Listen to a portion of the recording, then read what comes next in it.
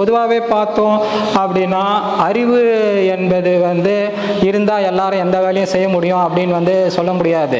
என்னன்னால பகுத்து உணரும் அறிவு, பக்குவப்படாத அறிவு வந்து எதுக்குமே பயன்படாது அப்படின்னு வந்து சொல்கிறாங்க. இப்போ குரு வந்து சீடர் வச்சு பாடம்லாம் சொல்லி கொடுத்துட்டு இருக்காரு. அப்போ ஒரு டைமில் என்ன ஆகுது அப்படின்னா சீடர்கள் வந்து கேட்குறாங்க, எனக்கு வந்து இறந்தவர்களை எழுப்பக்கூடிய மந்திரத்தை சொல்லிக் கொடுங்க அப்படின்ட்டு. ஆனால் குரு என்ன சொல்கிறாரு, அதெல்லாம் இப்போ வந்து அவசியம் இல்லை, உங்களுக்கு வந்து இன்னும் பக்குவப்படலை, பக்குவப்பட்ட அறிவு வந்தோட நான் வந்து சொல்லித்தரேன் அப்படின்னு வந்து அவர் வந்து சொல்கிறார். ஆனால் இல்லை, எங்களுக்கு சொல்லிக் கொடுங்க எவ்வளோ வற்புறுத்தின காரணத்தால் குரு வந்து இறந்தவர்களை எழுப்பக்கூடிய அந்த மந்திரத்தை வந்து சொல்லி வந்து கொடுக்குறாரு.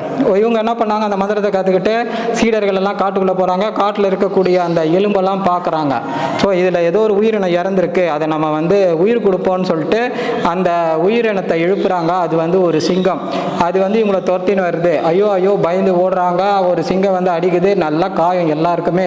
ஓடி போய் ஆசிரமத்துக்குள்ளே வந்து ஐயா ஐயா காப்பாற்றுங்க அப்படின்னு குருவை பார்த்தோன்னா அந்த சிங்கம் போயிடுது. அப்போ தான் குரு சொல்றார், பக்குவப்படாத அறிவு வந்து பயனற்றது, உங்களுக்கு இன்னும் அறிவு வளர்ச்சி அடையலை, பக்குவம் அடையலை, அதனால தான் உங்களுக்கு நான் வந்து அந்த விஷயத்த சொல்லித்தரல. இப்போ தெரிஞ்சுதா, அறிவு மட்டும் இருந்தால் போதாது, அந்த அறிவு பக்குவம் மட்ட நிலையில் இருக்கணும் அப்படின்னு சொல்கிறாங்க. ஸோ வாழ்க்கையில் எந்த ஒரு விஷயத்தையும் வந்து கற்றுக்கணும்னா அறிவு முக்கியம். ஆனால் அதை விட முக்கியம் அந்த விஷயத்தை கற்றுக்கிறதுக்கு பக்குவம்ன்றது முக்கியம். ஸோ பக்குவப்படாத அறிவுன்றது வந்து எந்த விதத்திலையும் நமக்கு வந்து பயன்படாது. ஸோ நம்ம இதுக்கு எதை சொல்ல வரோம் அப்படின்னா, பக்குவப்பட்ட அறிவு வந்து எல்லாருக்குமே இருக்கணும். அப்படி தான் நம்மளுடைய தொல்பொருளை வந்து காப்பாற்ற முடியும்.